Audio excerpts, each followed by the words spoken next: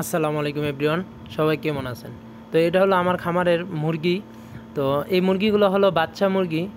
আসলে আমি আজকে আপনাদের বলবো যে এই গরমের কারণে, এখন তো প্রচণ্ড গরম, এই গরমের কারণে মুরগির কী অসুবিধা হয়। তো প্রথমত মুরগি গরমের কারণে খুবই কম খানা খায়। তো কম খানা খাওয়ার কারণে মুরগি এমনিতে গরমে প্রচণ্ড বড় হয়, কিন্তু খানা খুবই কম খায়।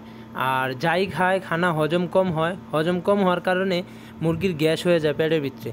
যখন পেটের ভিতরে গ্যাস হয়ে যাবে তখন মনে করবেন যে কি খাওয়াবেন, ওই রসুন রসুন খাওয়াবেন, ইনশাল্লাহ ভালো হয়ে যাবে। আর দ্বিতীয় আরেকটা সমস্যা হয়, কবুতরের পেটের সমস্যা হয়, আরেকটা পায়খানা সবুজ কালার হয় এবং কবুতর ঝিমায়। তো ঝিমানের সমস্যাটা মূলত হলো মুদাত।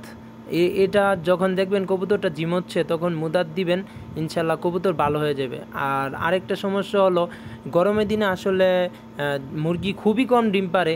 এই যে আমাদের এখানে মুরগিগুলো দেখতে পাচ্ছেন, এখানে অনেক মুরগি আছে, দেখতেই পাচ্ছেন যে ডিম পারে বা ডিম পাড়া উপযুক্ত। তো এখানে প্রায় 40-45টা মুরগি আছে, কিন্তু আমরা ডিম পাইছি 20টা, 15টা, 16টা। আসলে গরমে খানাও কম খায়, ডিমও কম পারে। তো সৌদি আরব তো এমনিতেই অনেক গরম।